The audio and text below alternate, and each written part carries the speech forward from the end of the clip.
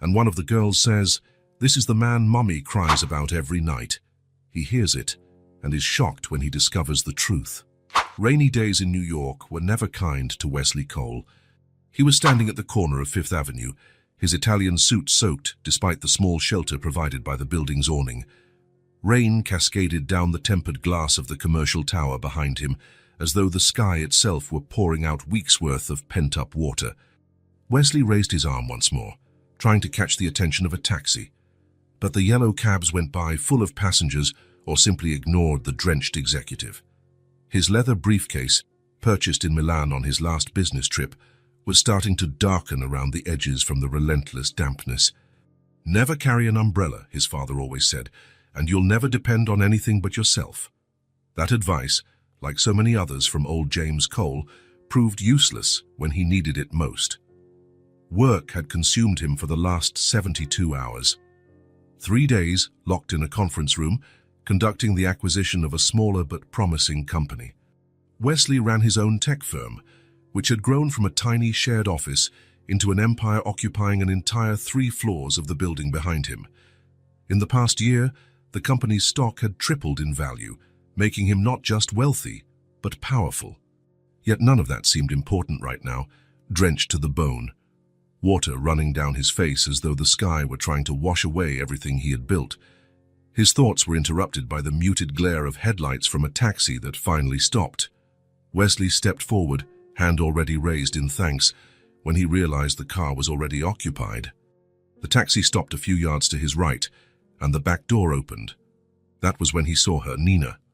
The woman who got out of the taxi carried a colorful bag and held a small purple umbrella. Even in the rain, she still had that graceful way of moving, as if dancing with every step. Her hair, now shorter than he remembered, framed her face in dark waves that the rain quickly plastered to her forehead. Wesley felt his body freeze in place, unable to move, as time seemed to slow down. It had been 5 years since he'd last seen her. 5 years since he decided his career was worth more than their relationship. 5 years since he made the phone call that changed everything. Nina saw him too. Her brown eyes met his for a moment so brief it might have been his imagination. But her entire body stiffened in a way he knew well. She always did that when receiving news she disliked. From inside the taxi, a small hand emerged, holding another umbrella, this one lime green. Then a child stepped out, then another, and then a third. 3 girls, and so alike they could only be triplets. All 3 wore different brightly colored raincoats, one red, one blue, one yellow, like tiny traffic signals standing out against New York's gray rain. Their features were unmistakably similar to Nina's, those same big eyes, the same shape of the lips. And something else, something that made Wesley's heart tighten with a strange feeling. Wesley felt the air leave his lungs. How long had it been? 5 years. The numbers started spinning in his head, numbers he tried to push away, but that refused to disappear. If these children belonged to Nina, and they obviously did, then when exactly? Nina murmured something to the girls, adjusting the umbrella to shield them from the rain. She seemed determined not to look his way again, but there was a tension in her shoulders that Wesley recognized, the tension of someone trying to maintain composure. One of the girls, the one in the blue coat, turned to look at him. She had intense, observant eyes, with a kind of intelligence that seemed to cut across the distance between them. Something about the way she lifted her chin felt disturbingly familiar. "Mommy, who's that man?" she asked, pointing at Wesley with a confidence that didn't match her small size. Nina tried to guide them away, gently pushing the pointing arm down. "No one important. Let's go, we have shopping to do," she said, her voice trying to sound casual, but Wesley could hear it tremble slightly, even from that distance. But the one in the red coat had already turned too, her inquisitive eyes fixed on him. She had a wilder look, hair escaping her little hat, damp strands sticking to her forehead. "I've seen him in a photo," she said, with that brutal honesty only children possess. "It was on your nightstand, wasn't it, Mommy?" Nina didn't answer, just gripped the girl's hand tighter. Wesley could see her breathing quicken, see how she bit her lower lip, a habit he knew so well from another time, another life. The third one, wearing yellow, quieter than the others, walked closer to her mother and held her hand. She seemed more observant, her eyes moving between Wesley and her mom, picking up on the tension in the air with an awareness beyond her few years.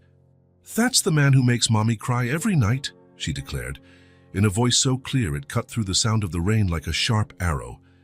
It was as if someone had thrown a bucket of ice water on Wesley, not the rain that was already soaking him, but something deeper, more cutting. The child's words, spoken with the blunt simplicity of childhood truth, hit him like a physical blow. His body reacted instinctively, taking a step toward them without thinking. "Nina," he managed to say, his voice nearly swallowed by the storm's roar. She finally looked at him, face to face. Her expression, which he had memorized years ago, line by line, had changed. More tired, stronger. The gentle girl he'd shared a tiny apartment with in Brooklyn had turned into a woman with defined lines around her eyes and firmness around her mouth. That look, though, that look he recognized. It was the same one she gave him on the last night they spent together when he announced he was leaving for California. A look that said, "You're hurting me, but I'm not going to show you how much." Nina said nothing.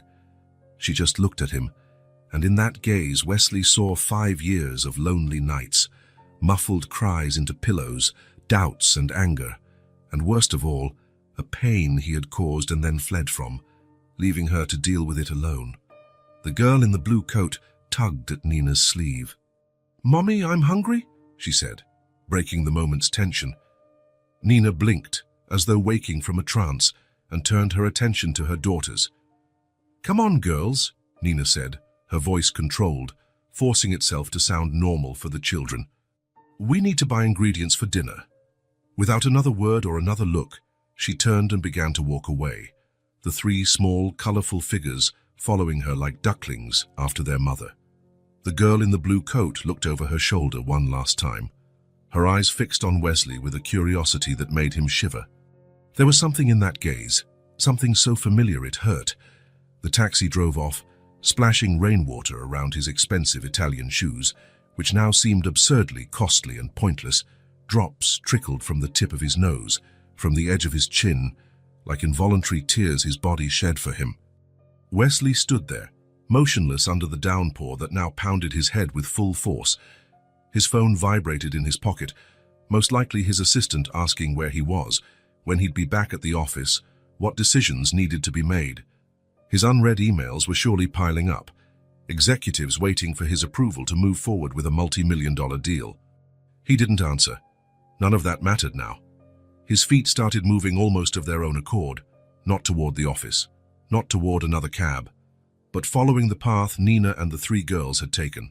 Part of him knew this was madness, that he should go back to work, that he had a meeting in less than an hour with people who'd flown in from another continent just to see him. But it all felt like it belonged to another dimension now, distant and insignificant. The rain showed no sign of stopping, and Wesley walked like a man in a trance. People passed by, some staring at him curiously. After all, it was unusual to see an executive in a pricey suit, wandering around in a downpour without even trying to cover himself. An older lady offered him a spare umbrella, but he barely heard her. His eyes locked on the 4 silhouettes ahead. A few blocks later, he saw the quartet enter a corner grocery store. Wesley stopped, undecided. Going in would force a confrontation none of them were ready for. The children didn't deserve to witness what could become a difficult scene. But standing in the rain, waiting, but for what? What did he hope to achieve? The words of the girl in yellow echoed in his mind. "That's the man who makes Mommy cry every night." Nina had cried for him, not just back then, but for years. And the children knew. What else did they know? What had Nina told them about him? A few doors down from the grocery store, there was a cafe with a small covered outdoor area. Wesley headed there, sitting on a worn wooden bench that creaked under his weight. From where he sat, he could see the store's entrance, although partially hidden by a stand of bright flowers that defied the grey day. A waitress approached, looking concerned at the soggy state of her customer. "Hey, you all right?" she asked, then added, "Need any help?" Her voice carried a hint of classic New York impatience, but also a bit of genuine concern. "Coffee. Black. Wesley answered, without taking his eyes off the grocery store entrance. "Are you sure you don't want a towel too?" she asked, raising an eyebrow at his miserable appearance. "Just the coffee, thanks," he muttered, pulling out some damp bills from his wallet. The waitress shrugged and left. Wesley remained still, water dripping from his hair, forming a small puddle at his feet. Sitting there, soaked and stunned, Wesley felt the past return like a film he couldn't stop watching. The pivotal moments that had led him here played in his mind with painful clarity. 5 years earlier, he and Nina shared a small apartment in Williamsburg. She was studying design, working part-time at a gallery. He had just launched his startup, spending sleepless nights coding, hoping to impress investors. They were young, in love, full of dreams. On good days, when he closed a small deal, he brought her flowers. On bad days, she rubbed his tense shoulders while he stared at the computer screen for hours. The day everything changed, the substantial investment offer, but with one condition: moving to the West Coast. 4 months, tops, they said. It was the break he needed, the moment he had worked toward during all those sleepless nights, the fight. Nina crying, begging him not to go or to take her with him. "I can't afford distractions now, Nina. It's my only chance." "Don't you understand?" "I understand perfectly, Wes. You're choosing. It's not a choice, it's a necessity. I'll be back before you even notice." Their last night together. The heavy silence while he packed. The way she stood in the doorway, arms crossed, watching him leave. His slight hesitation at the door. The last kiss, tasting of tears. But 4 months turned into 6, then a year. Success came quickly and overwhelmingly. Investors, contracts, expansion. Wesley threw himself into work with an intensity that left no room for anything else. "I'll be back soon," turned into, "maybe you can visit me." Then into long silences on the phone. Nina's calls grew less frequent. Her messages got shorter. Their video calls became awkward, as if they were talking through an increasingly thick pane of glass. Until one day, Wesley realized he hadn't spoken to her in almost a month. That was when he made the decision. He convinced himself it was best for both of them. Nina deserved someone present, someone who could give her a normal life. Not a workaholic so obsessed that he barely remembered to eat. Not someone who kept postponing his return. Not someone who had begun to wonder if there was still room for her in his new life. The final call. Nina's voice, hopeful at first. "Wes, are you coming back? I have news." "Nina, we need to talk." The silence that followed his explanation was the most painful sound he'd ever heard. "You're breaking up with me over the phone. After a year. It's better this way. You deserve more than I can offer." "Don't decide what I deserve. This isn't selflessness, Wes. It's cowardice." The sound of her breathing. A deep sigh. "There's something you should know. Let's not drag this out. It'll be easier for both of us." "Wes, wait." He hung up, blocked her number, changed his email, convinced himself it was a necessary sacrifice, a clean break that would allow them both to move on. Threw himself even more into his work, new achievements, new milestones. He managed to accumulate the kind of wealth most people only dream about, became the kind of man who never stood in the rain waiting for a taxi. He never let himself think about what she'd wanted to tell him, until today, until now. 3 little girls, far too young to have been born before he left, yet old enough that they couldn't have been conceived afterward. The waitress brought his coffee, setting it on the table with a look of pity. "Rough day, huh?" she remarked.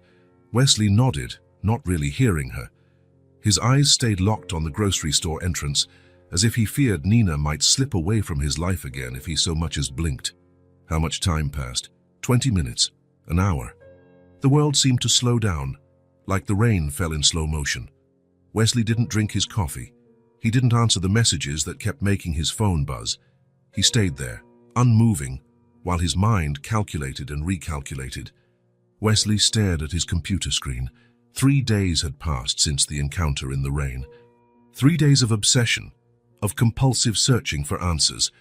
The dark circles under his eyes mirrored sleepless nights, replaced by internet searches and calls to old acquaintances.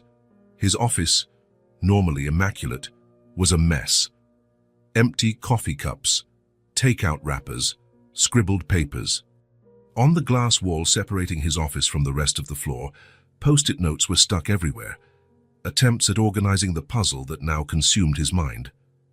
"Mr. Cole, your meeting with the investors starts in 10 minutes, his assistant called from the half-open door. "Cancel it," he replied, not taking his eyes from the screen. "But, sir, they flew in from Europe especially to—" "I said cancel it, Margaret. Tell them I'm sick, send flowers, whatever it takes." In the corner of his screen, a bank notification popped up, more transfers being made to a private investigator who charged absurd hourly rates. Wesley ignored it. The money didn't matter now, the phone rang. He answered on speaker, still typing furiously. "I have the information you requested," said a man's voice with a thick New Yorker accent. "I'm listening, Mike." Nina Lawson, 32 years old, interior designer, mostly works on restoring historical properties. She's been living in Brooklyn for 7 years, same apartment, financially stable, not wealthy, but comfortable. No significant debt. Wesley tapped his fingers on the desk. "And the girls?" "Triplets, Juniper, Tessa, and Maisie Lawson, 4 years and 6 months old, born at St. Luke's Hospital. There's no father listed on any of the birth certificates." Wesley stopped typing, his heart was pounding. "Repeat the age." 4 years, 6 months. Born on November 14th. A heavy silence hung in the office. Wesley did the math quickly. 9 months before that would be February, exactly when he and Nina were still together, weeks before he left for California. "Mr. Cole, you still there?" "Yes, continue." She had a complicated pregnancy, was hospitalized in the 6th month. The girls stayed in the neonatal ICU for nearly a month. Wesley felt like someone had punched him in the stomach. The girls were fighting for their lives while he was closing deals across the country, while he was blocking Nina's calls, anything else indicating their paternity. Nothing official, no test, no child support case, no document naming you. Wesley rubbed his face, feeling his unshaven stubble prick his palms. "And unofficially?" "Well, I asked around discreetly. A neighbor said Nina always tells people the kid's father isn't in the picture. Their preschool teacher said that when the kids were asked about their dad during a Father's Day project, one of them said, 'He left before we were born.' Maternal grandma lives nearby and helps a lot. Apparently, she's, let's just say, not a fan of yours." Wesley let out a bitter laugh. "I can imagine. Do you want me to try getting samples for DNA testing?" Wesley hesitated. Something about rummaging through garbage or stealing hairbrushes felt deeply wrong, rather than simply asking Nina directly. "No, that's enough for now." "Whatever you say. I'll send you the full report by email in an hour." He hung up and stared into space, lost in thought. His mind was a tornado of unanswered questions. On the corner of his desk was a photo in a silver frame. His parents, stiff and formal, taken 2 months before the accident that killed them. Wesley was 17 at the time. He remembered the funeral, the hands on his shoulders, the empty words of consolation. He remembered being alone in a house far too big. His father never knew he existed until his mother was 5 months pregnant. A brief relationship, an unplanned pregnancy. She only sought him out because she needed financial help. They never married, but his father provided financial support. There were Sunday visits, occasional vacations, a fatherhood scheduled into an executive's calendar. Was that what Wesley had done? Repeated his own father's pattern without even knowing it? No, it was worse. At least his father knew he existed. Wesley opened a drawer and took out an old folder. Inside were a few photos of him and Nina. In one, both were laughing as they painted the walls of their new apartment. In another, Nina slept with her head on his shoulder during a train ride. Memories of a life that felt like it belonged to someone else. He went back to his computer and typed "probability identical triplets" into the search bar. The results said it was rare, 1 in 200 million births. A statistical anomaly, a biological miracle. He clicked images and saw pictures of sets of triplets, studying the faces, trying to see resemblances to the girls he'd seen in the rain. "Mr. Cole," his assistant appeared again. "The investors are furious.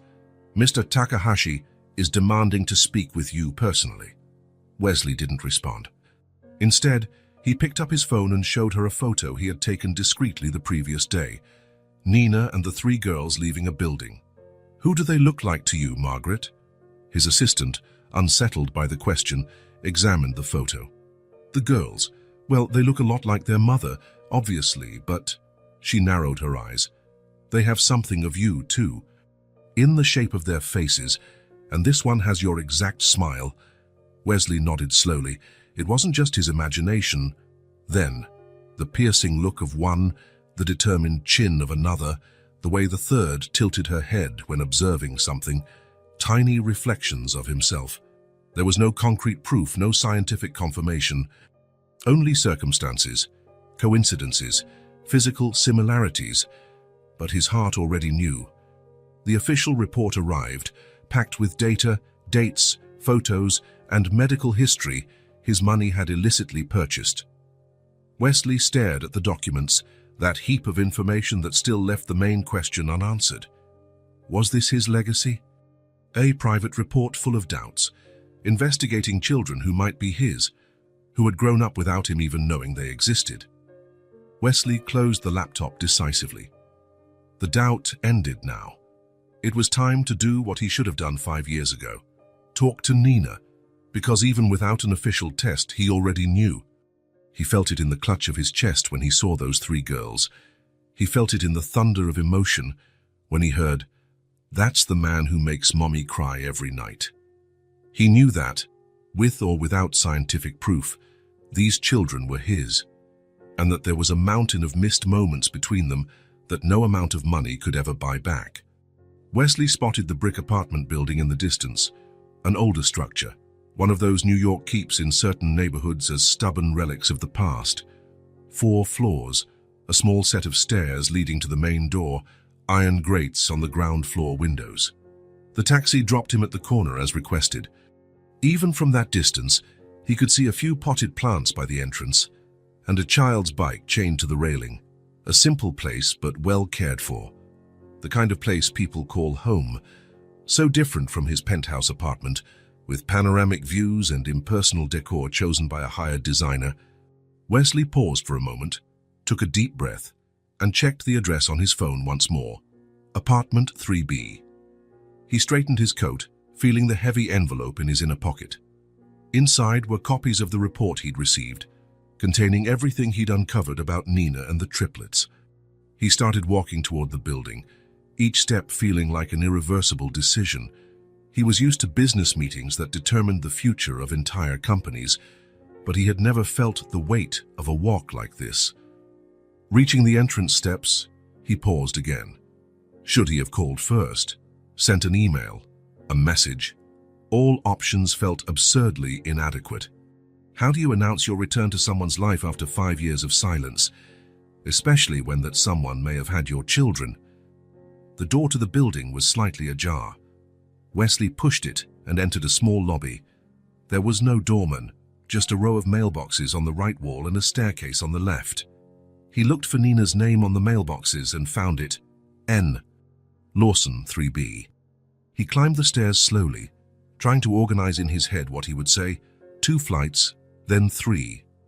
On the 3rd floor, he turned right and walked down the narrow hallway until he reached the door marked 3B.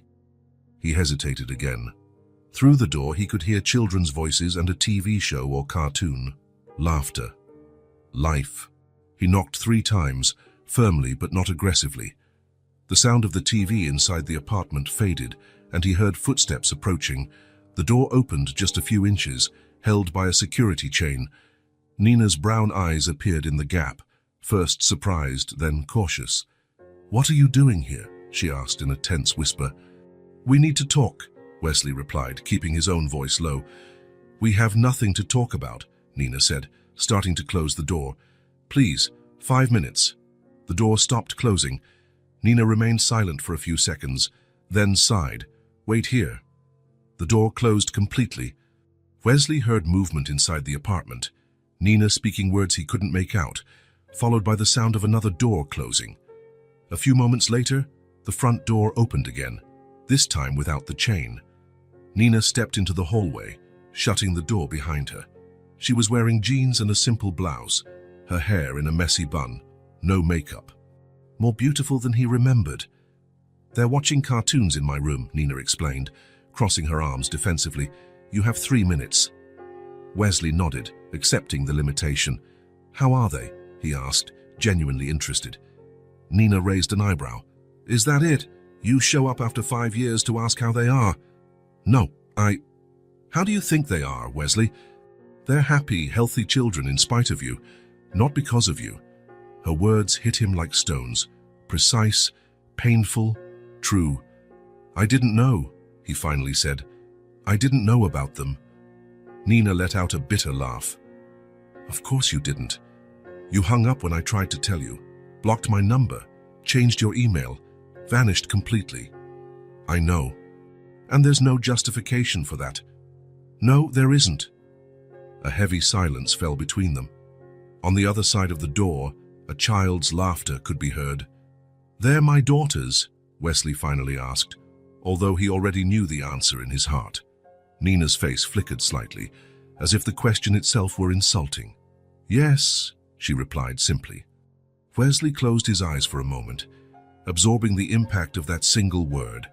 As much as he had suspected, hearing the confirmation made his world spin. "Why didn't you ever try to find me after? It wouldn't have been hard." "Pride, at first," Nina replied without hesitation. "Then for protection. They didn't need someone who might disappear again." Wesley nodded. It made sense. "I want to meet them, Nina." "No, they're my daughters too." "Now it's convenient. So you want in?" she asked, her tone icy. "Now that they're small and cute and haven't cost you a single sleepless night, you want to show up and play daddy?" Wesley took a step back, hit by the harshness of her words, but he couldn't deny there was truth in them. "It's not like..." "It is exactly like that. You weren't there when I had premature contractions. You weren't there when they stayed in the NICU for weeks. You weren't there for the sleepless nights, the birthdays, the colds, the shots, none of it. So no, Wesley, you don't get to barge into their lives now and then run off again once you realize that being a father is a lot harder than writing a check." A door opened inside the apartment, and a child's voice called, "Mommy?" The cartoon ended. Nina inhaled deeply, instantly pulling herself together. "I'll be right there, sweetie," she replied in a voice suddenly sweet and calm. Then, turning back to Wesley, she whispered, "Go away. If you really care about them, don't confuse their little heads right now. I need to be part of their life, Nina. You had that chance 5 years ago." The apartment door opened, and one of the triplets appeared, wearing star-patterned pajamas. It was the girl with the blue coat from the rainy day. She looked at Wesley curiously. "It's the man from the rain," she said, neither afraid nor hesitant. Nina quickly placed herself between them, smiling at her daughter. "Tessa, go back inside, please. I'll be there in a moment." "Is he coming in?" the girl asked, still looking at Wesley with those intensely observant eyes. "No, sweetheart. He's leaving now." Tessa glanced at Wesley one more time, as if assessing him, then shrugged and returned inside. Nina waited until she heard the child's footsteps fade, then turned back to Wesley. "Don't show up unannounced again, and don't try to use your money or influence to force a relationship. If you really want to help, deposit child support into the account you never opened for them and move on with your life." With that, she went back into the apartment and shut the door, leaving Wesley alone in the hallway, staring at the dark wood where his daughter's face had been moments earlier. He stood there for several minutes, motionless, processing everything that had happened. Then, slowly, he walked down the stairs and out of the building. The late afternoon sun was low in the sky, casting long shadows across the sidewalk. Wesley looked at his car parked across the street. His driver gave a discreet wave. He motioned for him to wait and started walking aimlessly. Nina's words echoed in his mind. He couldn't deny their truth. He hadn't been there. He didn't know what it was like to hold a baby who wouldn't stop crying at 3 in the morning. He didn't know the feeling of panic when a fever wouldn't go down. He'd never had to choose between paying rent or buying new clothes for kids who grew too fast. As he walked without direction, he realized he was circling the block, unconsciously returning near Nina's building. Turning the corner, he spotted a small park on the other side of the street. A modest space with a few benches, small trees, and a playground. He sat on one of the benches, taking in the quiet of the place. It was the kind of neighborhood park he rarely visited, more accustomed to the wide, touristy areas of Manhattan. He was about to stand up when he heard children's voices. He looked across the park and saw Nina leaving the building, accompanied by the three girls. Instinctively, Wesley moved behind a tree, watching from a distance. Nina was carrying a large bag, and the girls had small, colorful backpacks. They crossed the street, heading for the playground, all talking at once, pure energy in motion. From his makeshift hiding spot, Wesley watched them. Though identical at first glance, he now noticed differences among them. Not just in clothing, one wore a purple skirt, another blue shorts, and the third a yellow dress, but also in how they moved, spoke, and interacted with the world. The one in the purple skirt ran straight for the slide, climbing it with agility and confidence. At the top, she spread her arms as if she were about to fly, shouting with excitement before sliding down. The moment she landed, she was already racing back to climb again. The one in blue shorts went straight to the sandbox, but before playing, she neatly arranged her little beach toys, a bucket here, a shovel there, molds arranged by size. Her focused expression was almost comically serious for someone so small. The one in the yellow dress hung back a bit, first watching her sisters, then surveying the entire park as though assessing the environment. Then, unhurriedly, she walked over to a swing and sat down, gazing at the sky while swaying gently. Nina took a seat on a nearby bench, pulling a book from her bag, but her eyes rarely stayed on the page for more than a few seconds before checking on the girls. Wesley stayed there, motionless, taking in every detail. How the girl on the slide helped a smaller child climb up. How meticulously the one in the sandbox built her castle. The contemplative look of the one on the swing, as if silently conversing with the clouds. These were his daughters. His daughters. The reality of it finally hit him with full force. Not just an abstract concept, not just a responsibility or an obligation, but three real people, each one unique, each a complete little universe developing. As he watched, the girl on the slide, Juniper, he guessed from the report, ran up to Nina, babbling excitedly. Her energy was boundless, as if her tiny body could barely contain it. She bounced in place while speaking, unable to remain still. Nina smiled, replying with something that made the girl laugh before running off again. Tessa, the one in the sandbox, called her mom over to show off her creation. Her pride was evident, even from a distance. Nina walked over, admired the work, and said something that caused Tessa to nod seriously, as though receiving professional praise. The third girl, Maisie, remained on the swing, quietly observing everything. Her eyes took in each detail, each movement. At some point, her gaze passed by the spot where Wesley was concealed, and he had the eerie sensation that she could see him, even partially hidden behind the tree. Wesley checked his watch. Almost 2 hours had passed, and he hadn't realized it. Watching his daughters was like entering a trance, where time lost all meaning. New York's autumn evenings grew dark early. The first shadows of dusk began to stretch across the ground when Nina called the girls. She helped Tessa pack up her toys, held Maisie's hand as she got off the swing, and laughed when Juniper insisted on one last slide before leaving. The four of them crossed the street back to the building. Wesley waited until they went inside before stepping out of his hiding place. His whole body ached from standing still for so long, but his mind was clearer than it had been in years. Juniper was light, pure energy, constant motion, contagious joy. Tessa was discipline, order, structure, focused determination. Maisie was silence, deep observation, calm thought, keen perception. His daughters, so different from one another, so complete in themselves. Wesley felt a surge of pride he didn't deserve, of love he had yet to earn the right to feel. Nina's rejection was fair, painful, but fair. He couldn't simply walk into the girls' lives and expect instant acceptance.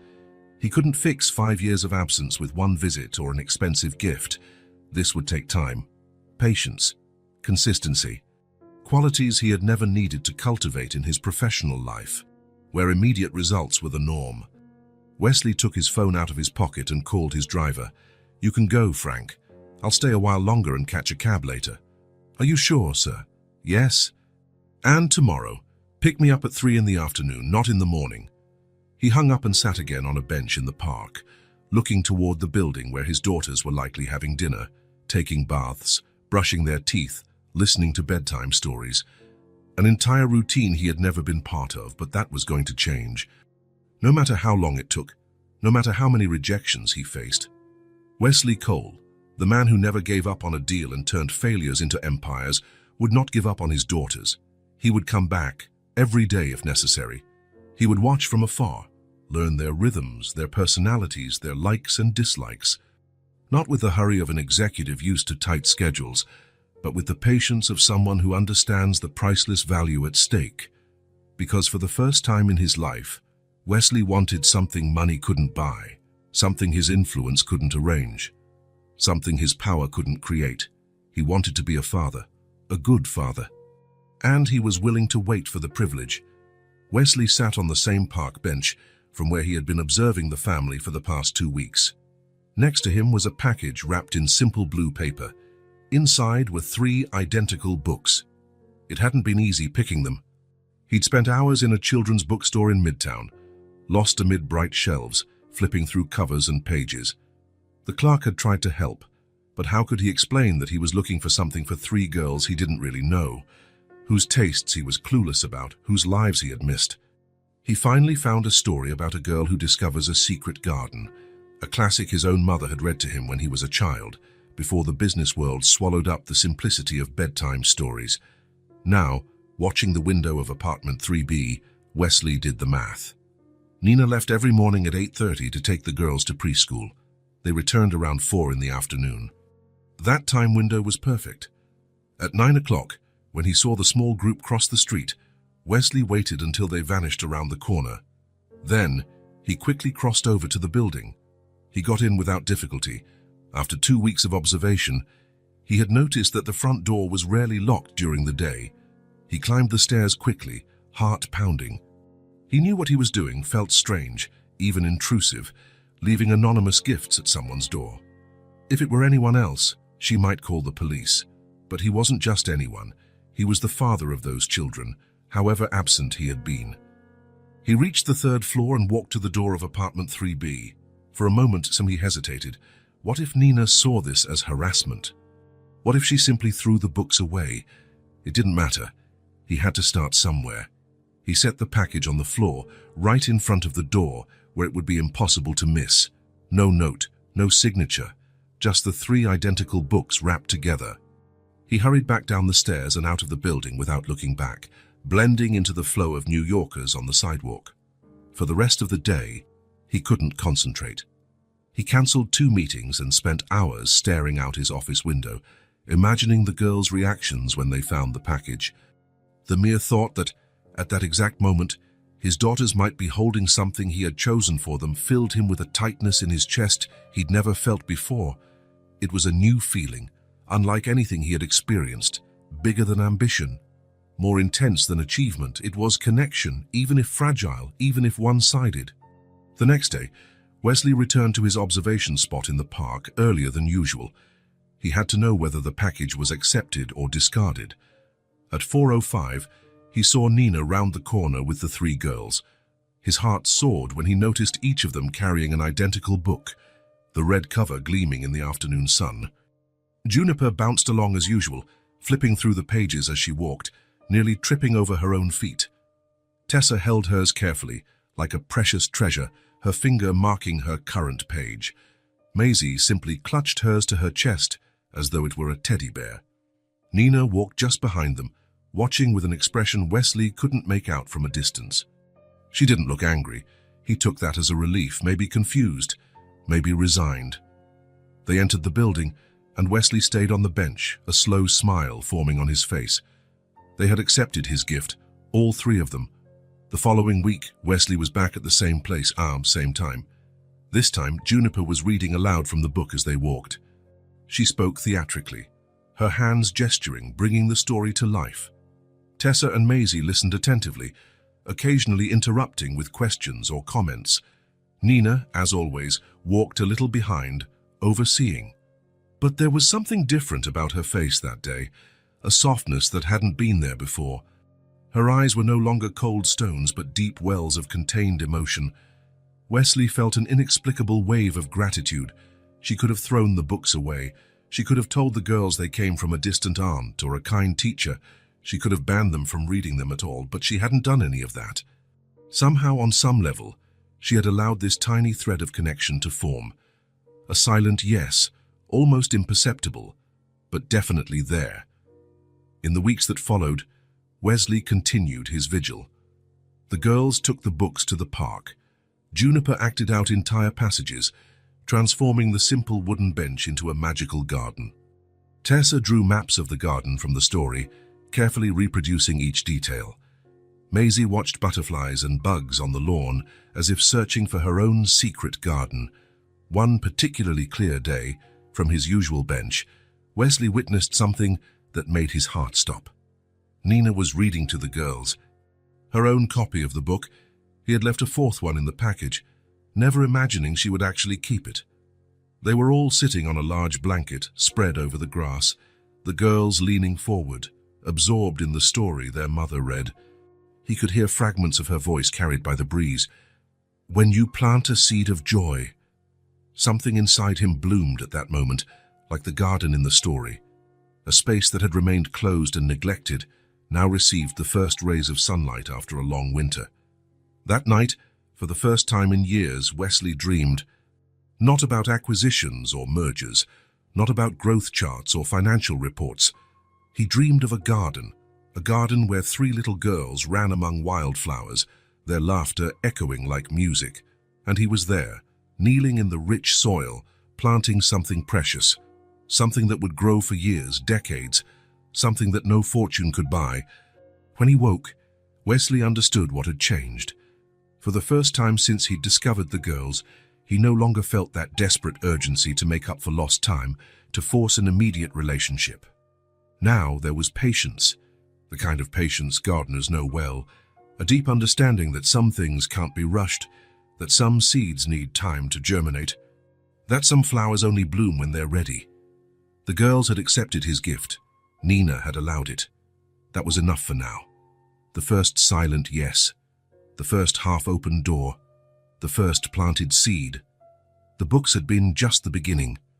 In the next 2 weeks, Wesley left other small gifts at the door of apartment 3B. 3 simple jigsaw puzzles, all with the same number of pieces but different images, a set of crayons and drawing pads, 3 small colored flashlights that projected stars onto the ceiling. Everything anonymous, everything in triplicate, always without a note. His lawyer had suggested formalizing the situation. "We can file for paternity recognition, establish visitation, define support," the man had said, as if discussing a standard corporate merger. Wesley refused. That would turn something that should feel natural into something legal, cold eye imposed. He wanted to earn access to his daughters' lives, not invade with a court order. He wanted to be accepted, not merely tolerated. Today, as on all other days over the past few weeks, Wesley sat on the same park bench, watching the building.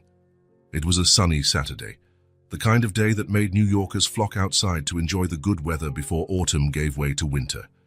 3 weeks ago, he would have spent a Saturday like this golfing with investors or having lunch at an exclusive restaurant overlooking Central Park.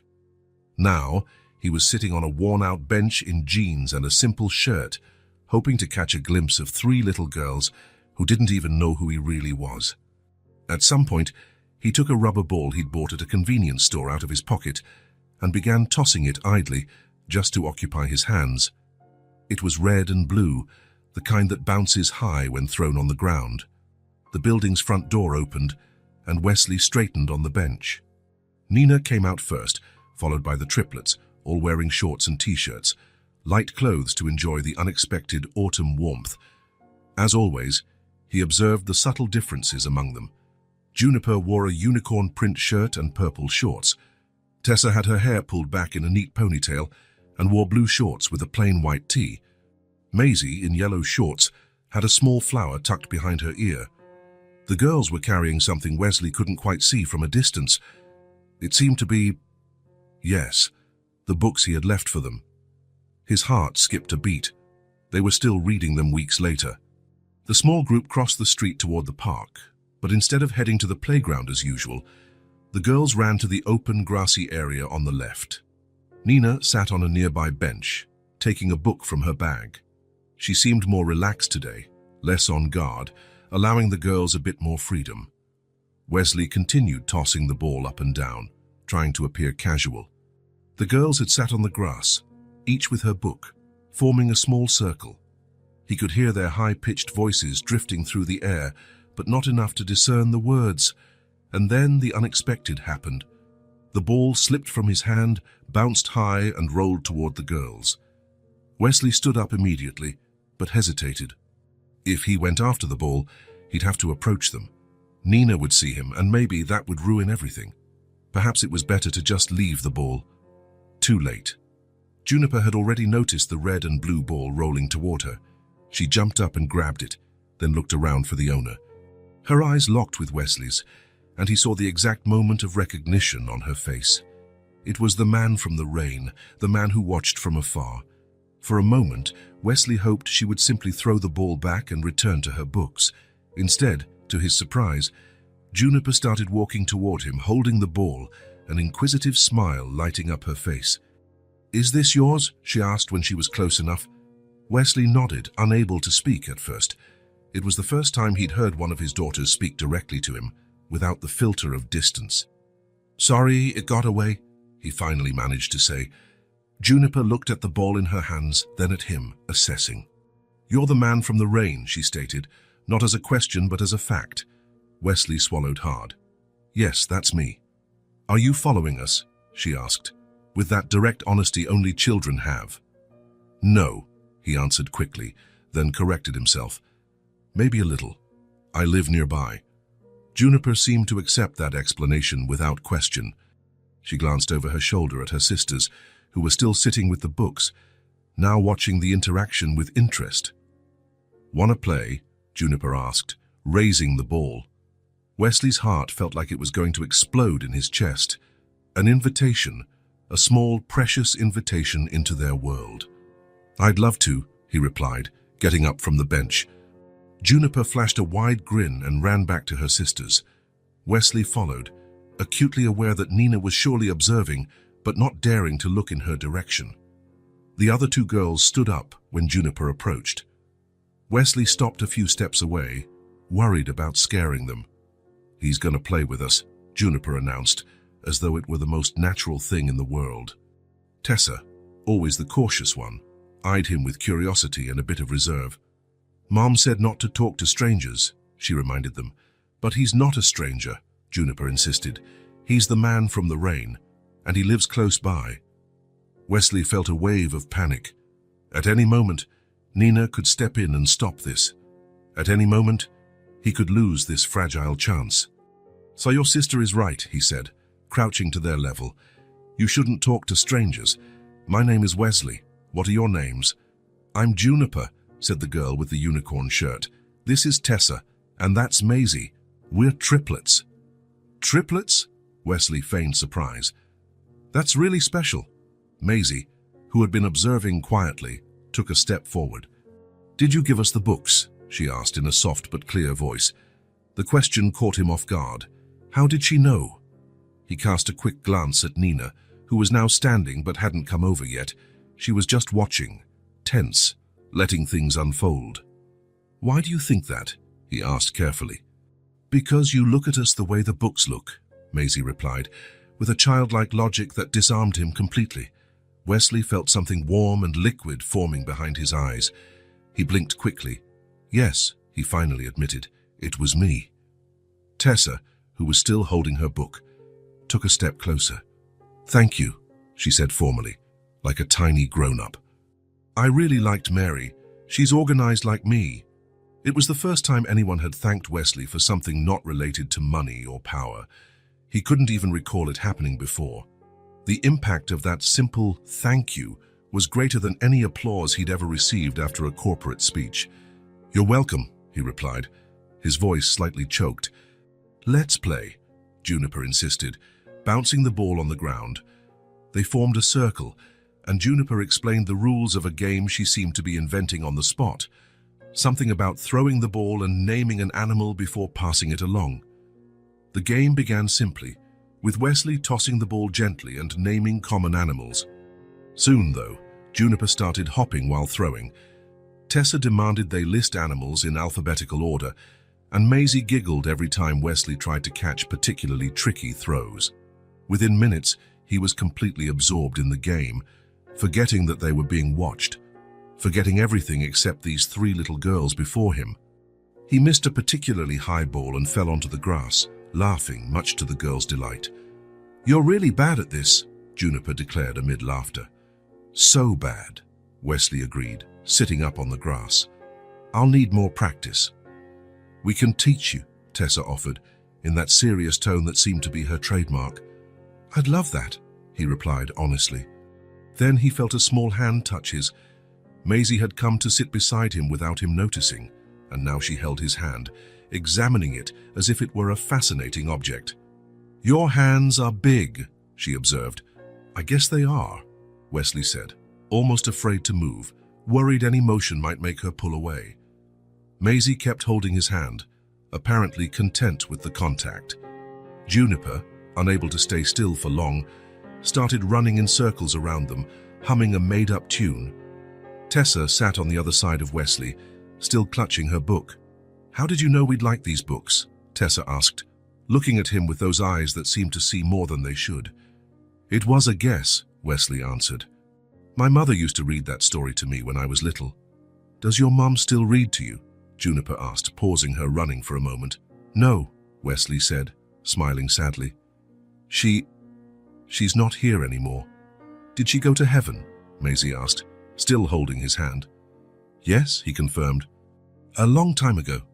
"That's sad," Juniper declared, sitting in front of him and completing the circle again. "Do you have a dad?" "No," Wesley replied. "Not anymore either. But it's okay. It's been a long time." The three girls looked at him with identical expressions of sympathy, and Wesley felt a wave of love so intense that it might burst his chest. These three kids, who barely knew him, were offering more genuine compassion for the orphan he'd once been than any adult in his life ever had. "We don't have a dad either," Juniper said. "Juniper," Tessa scolded her. "Mum said not to talk about that with people." "But he doesn't have parents either," Juniper argued. "It's kind of the same." Wesley found himself frozen, heart pounding. What should he say? How should he respond? "Everyone has a father," he finally said carefully, "even if he doesn't live with you." The girls seemed to ponder this. "Do you know our mom?" Tessa asked after a moment of thought. "Yes," Wesley admitted. Knowing honesty was better. "We used to be friends." "Are you friends now?" Maisie asked, gazing at him with those eyes that seemed to penetrate far deeper than he wanted. Wesley looked toward Nina, who was now slowly approaching the group, her face a mix of emotions he couldn't fully decipher. "We were," he answered truthfully. "I'm trying to be again." The three girls appeared satisfied with that answer. Juniper jumped up again, unable to remain seated for long.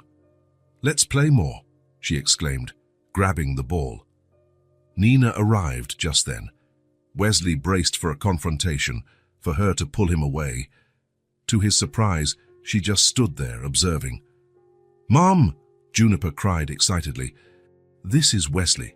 He played ball with us, and he gave us the books." Nina looked at Wesley for a long moment. "I know who he is," she finally said in a neutral voice. "He said you guys used to be friends," Tessa commented, glancing between the adults curiously. "We were," Nina confirmed after a brief hesitation. "And now?" Maisie asked, always perceptive. Nina glanced at her daughter, then at Wesley, who was still holding Maisie's hand. "Now we're figuring it out," she replied. Wesley felt something loosen in his chest.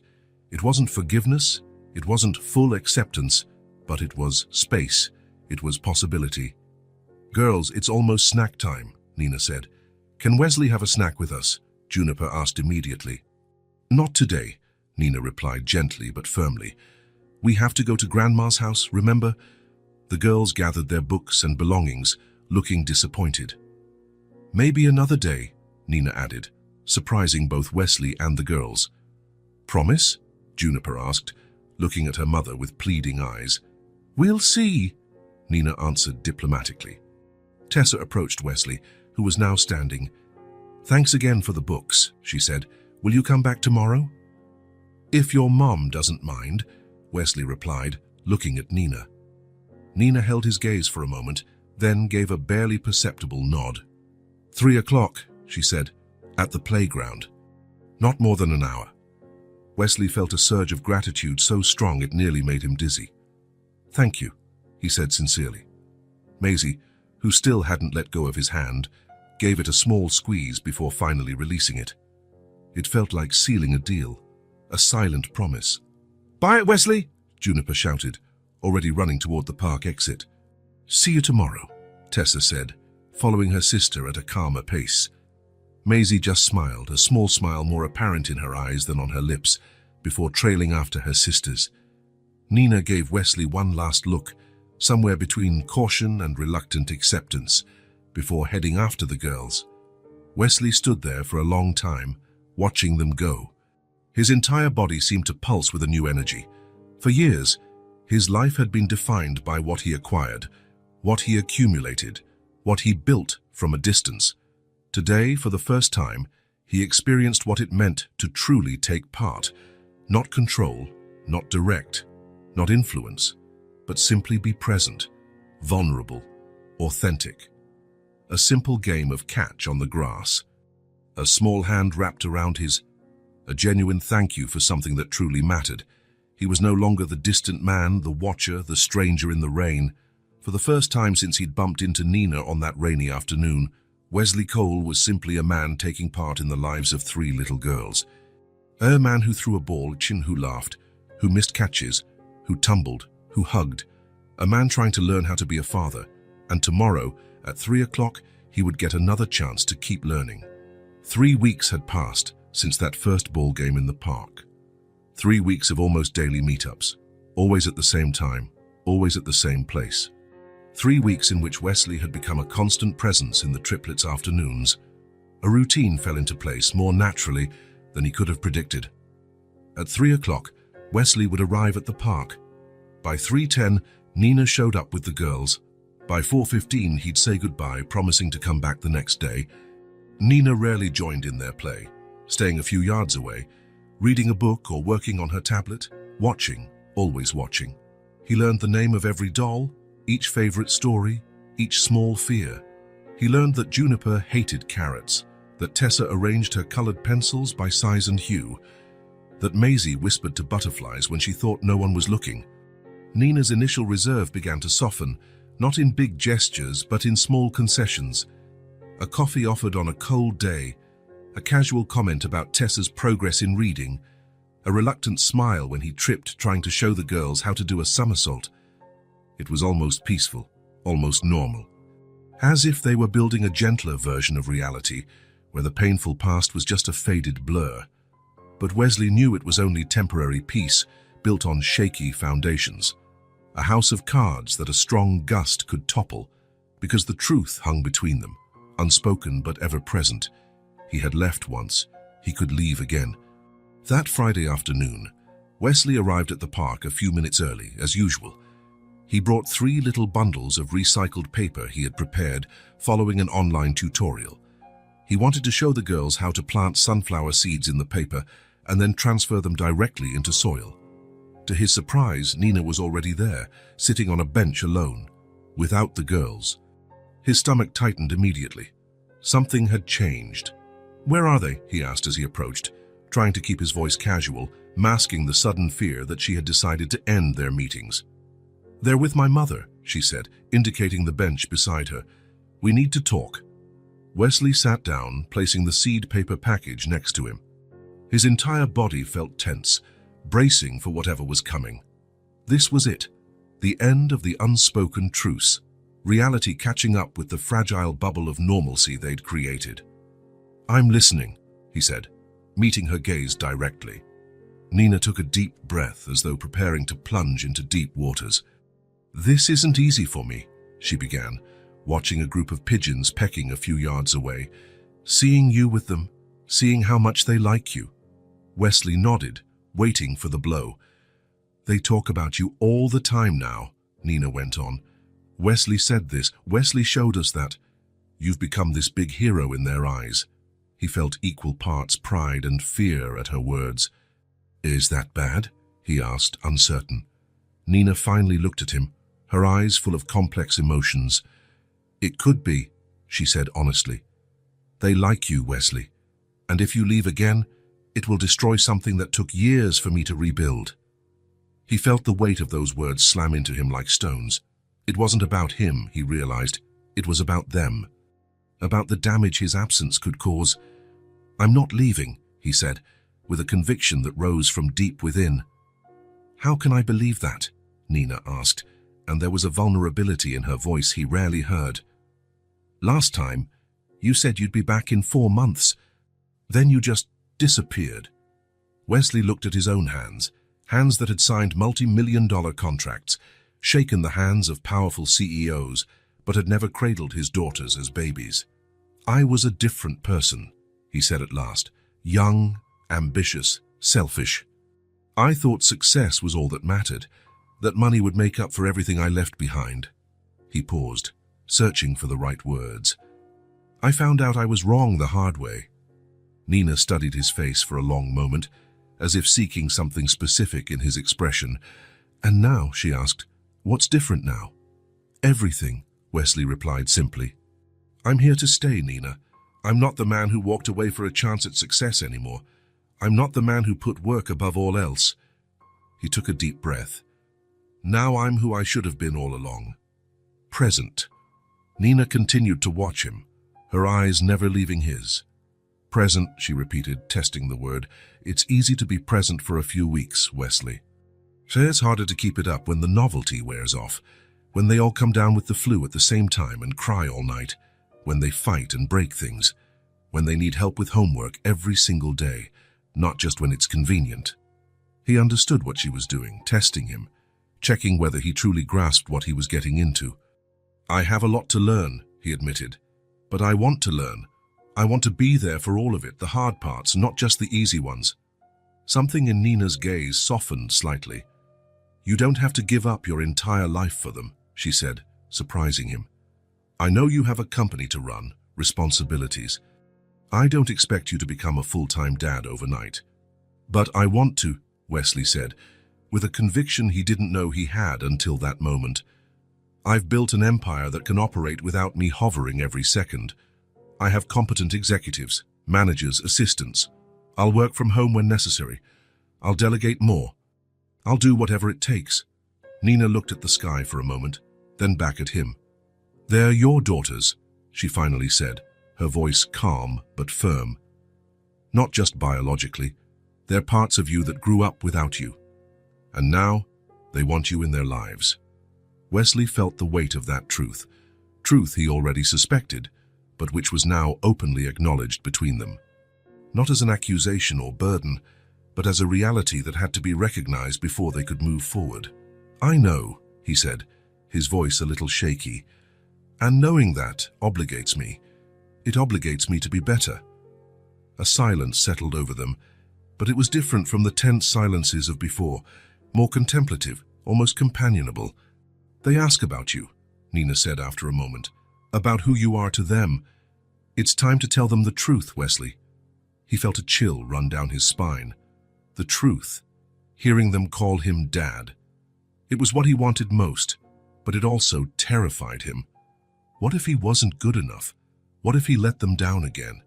"Will they accept me?" he asked, exposing his vulnerability in a way he never would under any other circumstances. "They already do," Nina replied with a small smile. "They just don't know exactly what they're accepting yet." Wesley nodded, taking in the meaning of her words. "When?" he asked. "This weekend," Nina replied. "Sunday. I'm making lunch at my place. You come over and we tell them together, like responsible adults, like parents." The word hovered between them, heavy with significance. Wesley felt a wave of gratitude so intense that he could barely speak. "Thank you," he finally whispered, "for giving me this chance. I know I don't deserve it." "It's not for you," Nina answered honestly. "It's for them. It always was for them. Everything I've done for the last 5 years was for them." "I know," Wesley said, "and I'm forever grateful." Nina checked her watch. "I need to pick them up at my mom's," she said, standing. "Sunday at noon. Don't be late." "Never again," Wesley promised, aware she'd understand the broader meaning of those words. Nina started to leave, then paused and turned around. "Just so you know, my mother still doesn't like you." Wesley laughed, a surprising sound in that moment. "I don't blame her. I wouldn't like me either, if I were in her place." "She'll need time," Nina warned. "I have all the time in the world now," he replied. Nina nodded and walked away through the park. Wesley remained sitting, watching her go, feeling a strange mix of fear and hope. On Sunday at 11:45, Wesley stood before the door of apartment 3B, holding a small pot with a sunflower plant. He'd thought about bringing fancy gifts, expensive toys, but in the end he chose simplicity, a sunflower for them to plant together. He knocked, taking a deep breath to calm his nerves. It was surprising how this moment made him more anxious than any business meeting ever had. Nina opened the door, wearing a simple dress and her hair down. "Punctual," she noted with a slight smile. "Come in." The apartment was exactly as he'd imagined, warm, organized but lived in. Walls covered with the kids' drawings, shelves full of books, plants on the windowsills, a real home, not a glossy magazine spread. The triplets were in the living room, sitting on the floor around the coffee table, drawing. Their heads snapped up in unison when he walked in. "Wesley!" Juniper exclaimed, jumping to her feet. "You came for lunch," he smiled, his heart pounding. "I did," he confirmed, "and I brought something we can plant together." "A sunflower," Tessa noted, coming closer to inspect the plant. "It'll grow really tall." "Taller than you?" Maisie asked, joining her sisters. "Much taller," Wesley assured her, handing Nina the pot. "Sometimes taller than a grown-up." The girls seemed fascinated by the idea. Nina placed the pot on the kitchen windowsill and began bringing dishes to the table. "Can I help?" Wesley offered. "You can set the table with the girls," she replied. "They know where everything goes." The next few minutes were spent in a sort of domestic dance completely new to Wesley. The girls showed him where the silverware, glasses and napkins were. Juniper insisted he fold the napkins in a special way. Tessa double-checked that each place setting was correctly aligned. Maisie placed a small flower next to each plate. When everything was ready, they sat down to a surprisingly normal lunch. Nina served a vegetarian lasagna, which the girls devoured with enthusiasm. Conversation flowed naturally, with Juniper dominating as usual, telling stories about school, asking questions, laughing loudly. After dessert, a simple pudding the girls had helped make, Nina exchanged a meaningful look with Wesley. It was time. "Girls," Nina began, her voice calm yet serious. "Remember you asked who Wesley is?" The three nodded, eyes curious and darting between the adults. "And I said we were friends," Nina continued. "That's true, but it's not the whole truth." Wesley felt his heart pounding like a drum in his chest. "Wesley isn't just my friend," Nina said, choosing her words carefully. "He's your father." There was a moment of absolute silence. Wesley watched their faces move from curiosity to surprise, then to something more complex. "Our dad," Tessa repeated, the first to find her voice. "Like Sarah's dad, who lives somewhere else." "Yes," Nina said. "Like Sarah's." "Why didn't you live with us?" Juniper asked Wesley directly, her intense gaze fixed on him. Wesley swallowed hard. He had rehearsed this answer, but now, under the penetrating gaze of his daughter, words felt insufficient. "Because I made a mistake," he answered honestly. "A very big one. I left to work far away, and then I didn't come back when I should have." "You didn't like us?" Maisie asked in a small but clear voice. "I didn't know about you," Wesley said, feeling a sharp pain in his chest. "When I left, I didn't know your mum was expecting you. And later, when I should have come back to find out, I didn't. That was my mistake, not yours." "Never yours." The girls seemed to be processing this information, each in her own way. "And now you're back forever?" Juniper asked, with her trademark directness. "Yes," Wesley said without hesitation. "I'm back forever." "Promise?" Tessa pressed. "I promise," he said, looking each of them in the eye. "I promise all three of you. I might not have been there at the start, sir, but I'll be here from now on. Always." Another silence. Then, to everyone's surprise, Maisie got up from her chair, walked over to Wesley, and held out her small hand. "Okay," she said simply. "Can we plant the sunflower now?" Wesley took her offered hand, tears pricking at his eyes. "Of course we can," he replied, his voice trembling slightly. Juniper jumped out of her chair. "I want to help too," she exclaimed. "I'll get the watering can." Tessa rose more calmly, but her eyes sparkled. "I'll get the gardening gloves," she declared, ever practical. "We have some in your size too, Daddy." The word hit Wesley like lightning. Daddy. So simple, so powerful. He looked at Nina, who watched the scene with glistening eyes. "Thank you," he mouthed silently to her. Nina just nodded, allowing herself a small smile. As the girls rushed off to gather what they needed to plant the sunflower, Wesley stayed seated, trying to absorb the enormity of the moment. He had entered this apartment as a stranger, a visitor. He would leave as a father.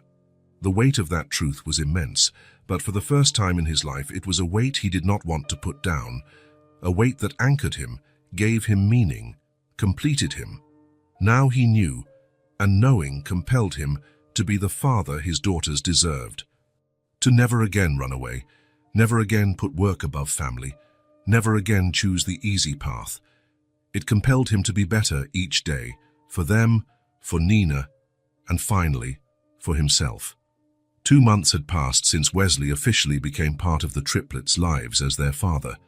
2 months of shared dinners, activity-packed weekends, and bedtime reading sessions. 2 months of constant learning, small adjustments, and daily discoveries. The girls had adapted to the new reality with the impressive flexibility of children. For them, it seemed natural that the man who played in the park now formed part of their daily life. Wesley was now Dad, a word that still made him choke up whenever he heard it. He and Nina had established a routine that worked surprisingly well. Every Sunday lunch was at her place, every Wednesday dinner was at his penthouse. The other days were decided as needed. They didn't live together, nor did they plan to in the near future. They were rebuilding a co-parenting relationship before anything else. On this Sunday afternoon, Wesley arrived at Nina's apartment with 3 small telescopes. The forecast promised clear skies, and he planned to take the girls up to the building's rooftop to watch the stars. He knocked, hearing the excited chatter of his daughters on the other side. When the door opened, though, it wasn't Nina or one of the girls who greeted him. Instead, he found himself face to face with a woman of about 60, her grey hair in a severe bob, her sharp eyes assessing him coldly. "So it's you," she said, her tone containing more judgment than curiosity. Wesley swallowed hard, instantly recognizing her. Evelyn Lawson, Nina's mother, the triplets' grandmother. The woman who, according to Nina, would need a lot of time to accept him. "Mrs. Lawson," he greeted, extending a hand. "It's a pleasure to finally meet you." Evelyn eyed his outstretched hand as though it might be contagious, but after a moment's hesitation, she gave it a brief shake. "Come in," she said, stepping back from the door. "Nina's almost done making lunch." "The girls are in the living room." The tension in the air was palpable as Wesley walked in. The triplets ran over to him, thrilled with the telescopes he carried, but even their usual energy seemed subdued under their grandmother's watchful gaze. "Daddy, Grandma came to have lunch with us," Juniper announced. "That's great," Wesley replied, smiling at Evelyn, who did not return the gesture. "It's always nice to meet family." "Part of the family," Evelyn corrected, making it clear he didn't yet qualify in her eyes. Nina appeared from the kitchen, drying her hands on a dish towel. Her eyes darted between Wesley and her mother, immediately picking up the tension. "So you two have met," she said. "Mum, why don't you take the girls to wash their hands? Lunch is nearly ready." Evelyn nodded and guided her granddaughters to the bathroom, not without casting another critical look at Wesley. "I'm sorry," Nina whispered once they were alone. She showed up unexpectedly. I didn't have time to warn you. It's okay, Wesley replied, though they both knew it wasn't entirely true. She has every right to be protective. Lunch was a delicate balance between the children's natural joy and Evelyn's silent hostility. The triplets, unaware of adult tensions, chatted non-stop about school, the telescopes, anything that crossed their minds. Wesley responded enthusiastically, fully aware of Evelyn's eyes on him at all times. After dessert, Nina suggested the girls show Evelyn the new books Wesley had bought. Actually, Evelyn said, placing her napkin on the table, I'd like to speak with Wesley, alone. Nina looked at her mother apprehensively. Mom, it's all right, Nina, Wesley reassured her. I don't mind. Nina hesitated, then nodded. Girls, come help me get the table ready for coffee. Once they were alone, Evelyn and Wesley stared at each other for a long moment. He waited, knowing she had something specific to say. You have a lovely family here, Evelyn finally said, her tone contradicting the gentleness of her words. Her family you abandoned when they needed you most. Wesley didn't attempt to defend himself, it was the truth. I know, he answered simply. Do you really know? She pressed, leaning slightly forward. Do you know what it's like to hold your daughter's hand while she gives birth to 3 premature babies? To watch her cry every night because she's terrified and alone? To see little children grow up without a father because he was too busy building his empire? Each word was a knife, precisely aimed. Wesley felt every single one, but he kept his eyes on hers. No, he admitted honestly. I don't, and I never will, because that time is gone. Evelyn seemed slightly taken aback by his response. Perhaps she expected defensiveness, excuses, apologies. You disappeared when she needed you most, Evelyn went on, her voice lower but no less intense. When she cried the most tears, had the most doubts, felt the most fear. You're absolutely right, Wesley agreed. And there's nothing I can do to change the past.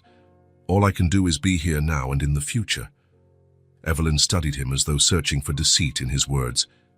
People don't change, Mr. Cole, she finally said. Not really. Deep down, we remain who we've always been. I disagree, Wesley replied, keeping his tone respectful but firm. People can change when something shakes them to the core. For me, it was seeing my daughters for the first time, realizing I'd missed 5 years I could never get back, understanding what really matters.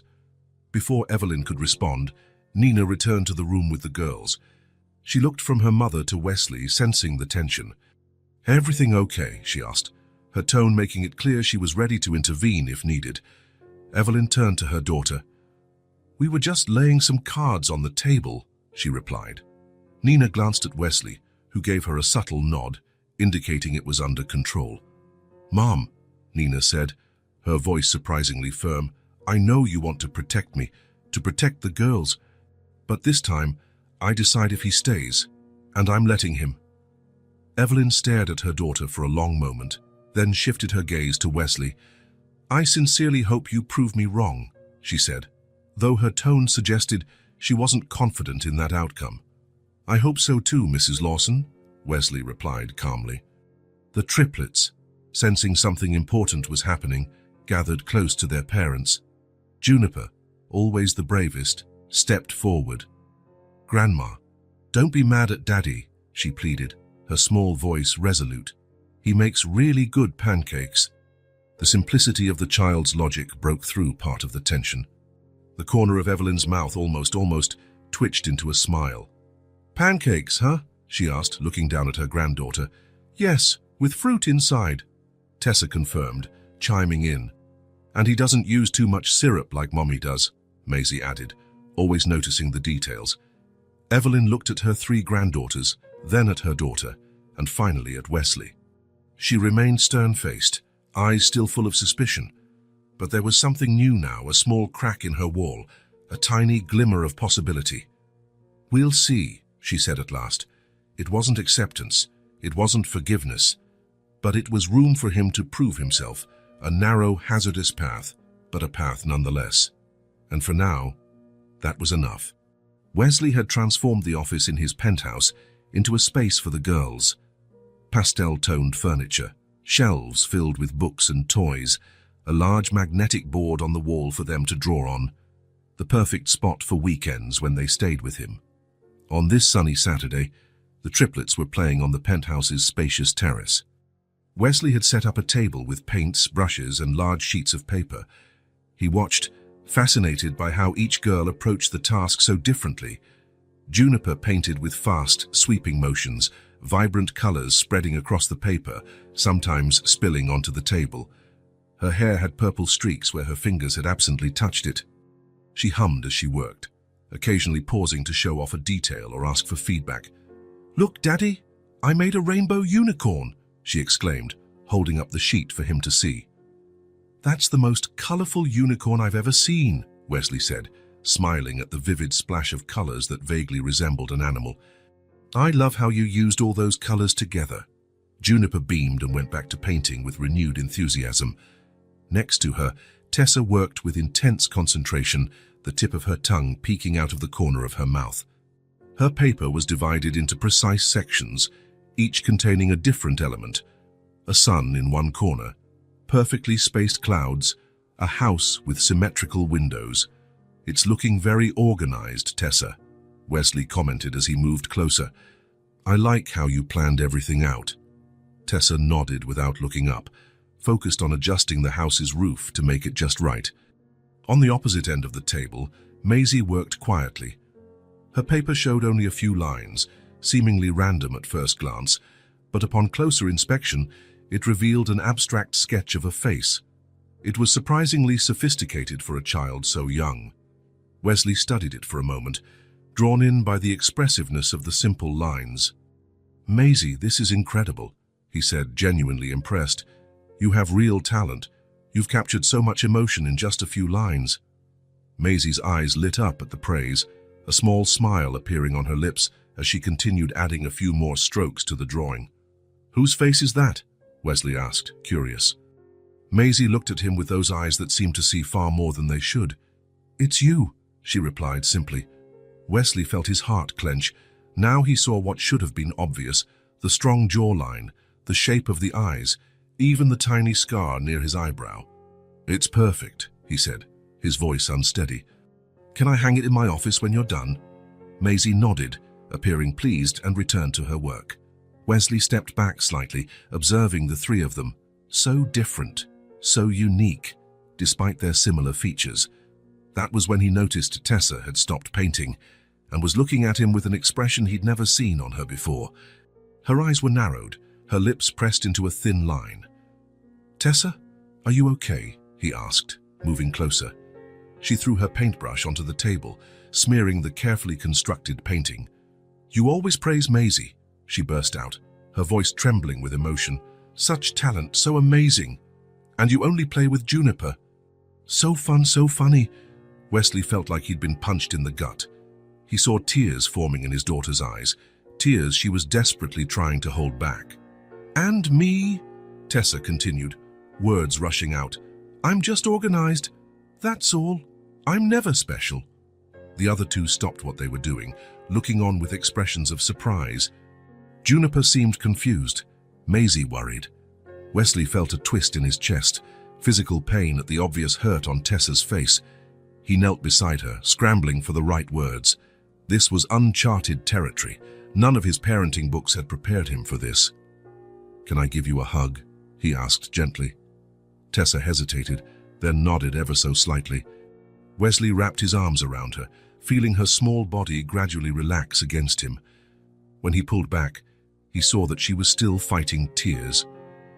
"I'm so sorry, Tessa," he said, pouring sincerity into his words. "I really am. You're right." The surprise on her face was clear. She had expected denial, not agreement. "I've been paying more attention to the bright, noisy things," he went on. "Juniper's bursts of color, Maisie's unexpected ideas. And I forgot to give the same value to what's steady, reliable, and deep."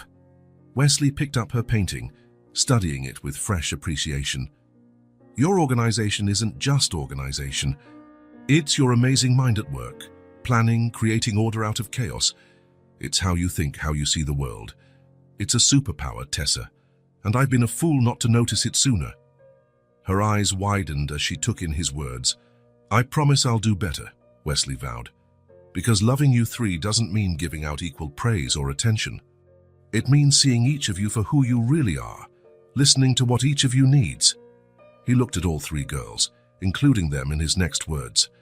"You may be triplets, but you're three different people with three different hearts, and my job as your dad is to get to know each one." Tessa studied him closely, weighing the sincerity in his face. After a moment, she gave a small nod of acceptance that meant everything. "Can I show you something else I made?" she asked timidly. "Of course," Wesley said, sitting beside her. Tessa opened her backpack and took out a meticulously organized notebook. Inside were lists, calendars, detailed plans. "I like organizing stuff," she explained. "I make plans for everything." Wesley flipped through the pages, impressed by the detail and care. There was a layout for the triplets' upcoming birthday party, still months away, a gift list she wanted to give her mom and sisters for Christmas, a map of the zoo with the most efficient route to see every animal. "This is extraordinary, Tessa," he said, genuinely amazed. "Your mind works in a way mine never could. You see patterns, build structures. That's an incredible talent." Her face lit up with a smile that made Wesley's heart swell. "I can help you organize stuff," she offered, "if you want." "I'd love that," Wesley replied honestly. "In fact, I have a project that desperately needs someone with your skills." That evening, when Nina came to pick the girls up, she found Wesley and Tessa spread out at the dining table, sorting through photos and memorabilia for a large album. "What are you two doing?" Nina asked curiously. "We're organizing memories," Tessa said proudly. "To make up for lost time." Nina looked at Wesley, who gave her a smile mixed with sadness and hope. "Tessa's teaching me how to bring order to chaos," he said, "something I clearly need." Later, after the girls had gone, Wesley sat alone, reviewing the work he and Tessa had started. An album with each page reserved for future photos, placed next to older pictures of Nina pregnant. The newborns in the hospital, first birthdays, first words, moments he hadn't witnessed, but which Tessa was helping him discover, organize, and understand. He realized then that being a father wasn't just about loving his daughters, it was about learning to love each one in the way she needed. Duplicate paragraph in the original text, maintaining structure as requested. Wesley had transformed the office in his penthouse into a space for the girls. Pastel-toned furniture, shelves filled with books and toys, a large magnetic board on the wall for them to draw on, the perfect spot for the weekends when they stayed with him. This sunny Saturday, the triplets played on the penthouse's spacious terrace. Wesley had set up a table with paint, brushes, and large sheets of paper. He watched, enchanted by how differently each one approached the task. Juniper painted with quick, sweeping movements, vibrant colors covering her sheet, often spilling onto the table. Her hair bore purple streaks where her paint-covered fingers had brushed against it. She hummed while working, stopping now and then to show off a detail or ask for an opinion. "Look, Daddy, I made a rainbow unicorn," she exclaimed, raising her paper so he could see. "That's the most colorful unicorn I've ever seen," Wesley replied, smiling at the vibrant blur of colors that vaguely resembled an animal. "I love how you combined all those colors." Juniper grinned broadly and resumed her enthusiastic painting. Beside her, Tessa painted with intense focus, the tip of her tongue peeking from the corner of her mouth. Her sheet was divided into precise sections, one corner for the sun, perfectly spaced clouds, a house with symmetrical windows. "It's looking very organized, Tessa," Wesley commented, leaning in for a better look. "I like how you planned out the whole picture." Tessa nodded without looking up, absorbed in adjusting the house's roof to make it exactly right. At the opposite end of the table, Maisie worked quietly. Her paper showed only a few lines, seemingly random at first glance, but which revealed a more abstract face on closer inspection. It was surprisingly sophisticated for someone her age. Wesley observed for a moment, fascinated by the expressiveness of those simple strokes. "Maisie, that's amazing," he said, genuinely impressed. "You really captured a lot of emotion with just a few lines." Maisie's eyes sparkled at the compliment. a faint smile touching her lips as she continued, adding a few more strokes to the drawing. "Whose face is that?" Wesley asked, curious. Maisie glanced up at him with those deep, knowing eyes. "It's you," she answered simply. Wesley felt his heart clench. Now he saw what should have been obvious: the strong jawline, the shape of the eyes, even the tiny scar near his eyebrow. "It's perfect," he murmured, voice thick with emotion. "Can I hang it in my office when you're finished?" Maisie nodded, satisfied, and returned to her art. Wesley stepped back slightly, taking in all three of them, so different, yet so uniquely themselves. Then he noticed Tessa had stopped painting and was staring at him with an expression he'd never seen on her face before. Her eyes were narrowed, her lips tight. "Tessa, is something wrong?" he asked, moving toward her. She tossed her brush onto the table, smearing her carefully rendered painting. "You're always praising Maisie," she exploded, her voice trembling. "She's so talented, so incredible, and you only play with Juniper. So fun, so funny." Wesley felt as though he'd been punched. He saw tears welling in Tessa's eyes, tears she was fighting to hold back. "What about me?" Tessa continued, words tumbling out. "I'm just organized. That's it, I'm never special." The other two froze, watching with wide eyes. Juniper looked confused, Maisie worried. Wesley's chest tightened. It was physical pain to see Tessa in such distress. He knelt beside her, searching for the right words. This was entirely new territory, something none of his parenting research had prepared him for. "Is it okay if I hug you?" he asked gently. Tessa hesitated, then gave a tiny nod. Wesley wrapped his arms around her, feeling her rigid little body slowly relax. When he pulled back, he saw she was still blinking back tears. "I'm so sorry, Tessa," he said with all the sincerity he had. "You're absolutely right." Her eyes flashed with surprise. She had expected denial, not agreement. "I've been paying too much attention to bright, loud things," he explained. Juniper's flashes of color, Maisie's unusual ideas. "I forgot to give the same value to what's steady, reliable, and quietly deep." He picked up her painting, looking at it with fresh respect. "Your organization isn't just organization. It's your brilliant mind at work, planning, creating order out of chaos. It's how you think, how you see everything. It's a superpower, Tessa. And I was a fool not to see that." Her eyes widened slightly, digesting his words. "I promise I'll do better," Wesley vowed, "because loving you three doesn't mean giving the same praise or attention equally. It means seeing each of you for who you really are, and listening to what each of you needs." He glanced at all three sisters, making sure they each felt included. "You may be triplets, but you're three different people, each with a different heart. My job as your dad is to get to know every single one." Tessa studied him, gauging his sincerity. After a moment, she nodded, a small gesture with big significance. "Can I show you something else I did?" she asked quietly. "Of course," Wesley said, sitting next to her. Tessa opened her backpack and pulled out a neatly arranged notebook. Inside were lists, calendars, and detailed plans. "I like organizing," she said. "I plan for everything." Wesley flipped through the notebook, impressed by its complexity and care. There was a detailed layout for the triplets' birthday party months away, a gift list for her mom and sisters for Christmas, even a map of the zoo with the most efficient path to see all the animals. "This is remarkable, Tessa," he said, genuinely in awe. "Your mind works in a way mine never could. You recognize patterns, create structures. It's an amazing gift." Her face lit up with a grin that made Wesley's heart swell. "I can help you organize stuff," she offered. "If you want." "I'd love that," Wesley said earnestly. "I actually have a project in desperate need of someone with your talent." That evening, when Nina arrived to pick up the girls, she found Wesley and Tessa huddled over the living room table, organizing photos and memories into a large album. "What are you two up to?" Nina asked, intrigued. "We're organizing memories," Tessa answered proudly. "To make up for lost time." Nina looked at Wesley, who gave her a smile mixed with sorrow and hope. "Tessa's showing me how to impose order on chaos," he said, "a skill I obviously need." Later, after Nina and the girls had left, Wesley sat alone, flipping through the pages he and Tessa had worked on. An album that saved space for future photos, right alongside pictures of Nina pregnant, the triplets as newborns, their first birthdays, their first words, moments he had missed, which Tessa was now helping him discover, organize, and understand.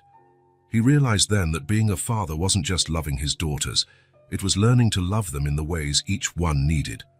The scent of cinnamon and melted butter filled Nina's kitchen. It was a special Sunday, marking nearly 6 months since Wesley re-entered their lives. 6 months of adjustments, lessons, small victories, and a few inevitable stumbles. "More flour!" Juniper cried, pointing to the batter Wesley was trying to stir. "Hair's too runny." The kitchen looked like a culinary battlefield. Wesley had flour in his hair, Juniper looked like she had a makeshift Santa Claus beard, Tessa was measuring ingredients with the precision of a young scientist, and Maisie watched everything carefully, in charge of the vanilla extract. "Are you sure?" Wesley asked, examining the suspiciously liquid mixture. "The recipe says it should be kind of thin." "Not that thin," Tessa countered. "That's practically soup." Wesley laughed, adding more flour to the mix. Sunday pancakes had become a tradition on mornings the girls spent at his place. This time, however, he had stayed over at Nina's apartment, sleeping on the living room sofa. The doorbell interrupted his thoughts. "I'll get it," Juniper yelled, running for the door. Nina, who was setting the table in the living room, intercepted her. "I'll go, honey. You keep helping Daddy." Moments later, the unmistakable voice of Evelyn echoed through the house. "I brought those muffins you like." Wesley felt a slight tension creep in. Evelyn's visits were still weekly tests of sorts. The open hostility had lessened, but complete acceptance was still a distant shore. The triplets ran out to hug their grandmother, generously decorating her immaculate clothes with flour. To Evelyn's credit, she didn't seem to mind. "Grandma, we're making pancakes," Juniper announced, pulling her by the hand. "Come see." In the kitchen, Wesley waited, trying not to look too uncomfortable. "Good morning, Mrs. Lawson," he greeted politely. "Evelyn," she corrected, surprising him. "If we're going to see each other every week, you can call me Evelyn." It was a small concession, but a meaningful one. Wesley only nodded, not trusting his voice to respond fully. "These pancakes look interesting," she remarked, eyeing the soupy batter. "We're still perfecting the technique," Wesley said, as he flipped one pancake that promptly morphed into a shapeless blob in the pan. "Both the technique and the recipe," Tessa added with comedic seriousness. Evelyn stepped closer, analyzing the situation with a practiced eye. "It's too runny," she observed, "and the burner's way too high. Pancakes need medium-low heat." She extended a hand, a gesture of someone used to taking charge. "May I?" In the minutes that followed, Evelyn took command with the efficiency of a drill sergeant. She added more flour, a bit of baking powder Wesley had completely forgotten, turned down the heat, and soon was producing perfect golden circles. "Now you try," she said, handing him the spatula. Wesley's next attempt wasn't perfect, but it was undeniably a pancake. "Better," she conceded with a slight nod. After breakfast, the girls announced they had a surprise.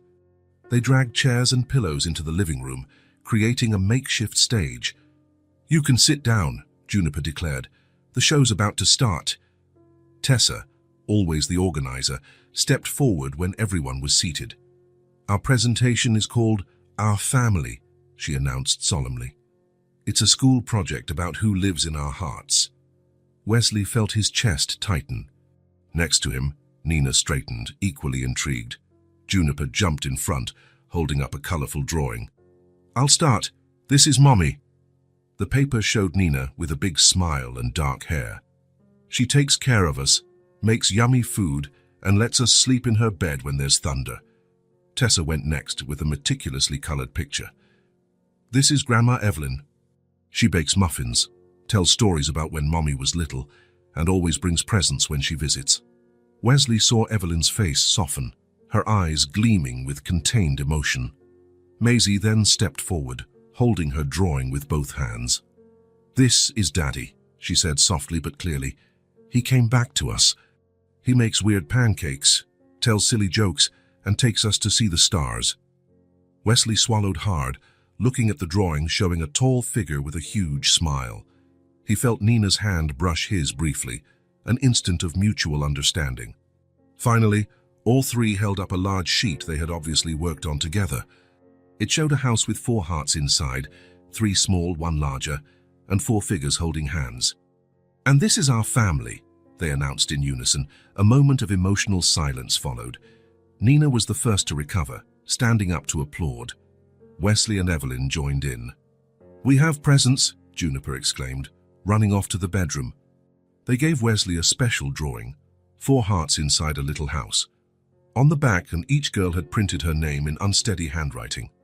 "You can take it to work," Tessa explained, "so you remember us when you're gone." Wesley hugged the 3 of them, at a loss for words. The morning went by in a series of small moments. After lunch, when it was time for the girls' Sunday nap, Evelyn approached Wesley in the kitchen where he was finishing up the dishes. For a moment, she observed him silently. In earlier times, she would have left with a short goodbye. This time, she came closer to the counter. "You still mess up," she said at last, her tone lacking its usual hardness. "But now you stick around to fix it." Wesley stopped what he was doing, meeting her gaze. It was the closest thing to an endorsement he had ever received from her. Not a warm hug or a welcome to the family, but something deeper, an acknowledgement of his persistence, his willingness to learn, to improve, to remain. "Thank you," he said simply.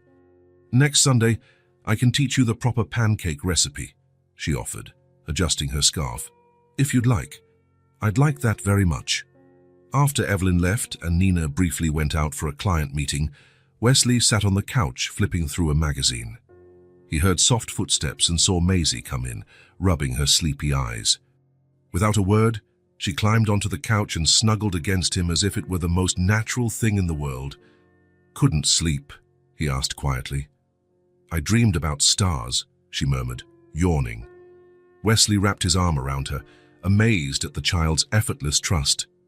It was one of those moments that still caught him by surprise, the casual closeness, the complete acceptance only children offer.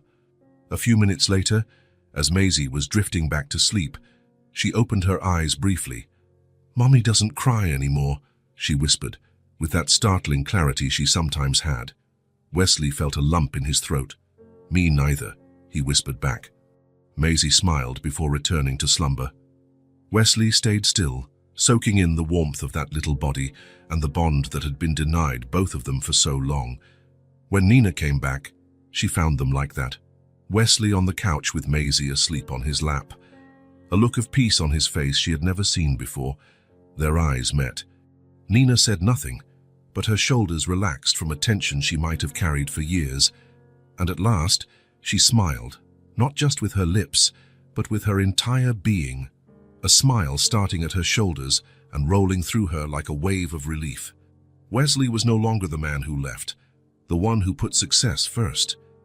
He had become the father who stayed, the father who learned daily, the father who made flawed pancakes, tied clumsy braids, forgot doll names.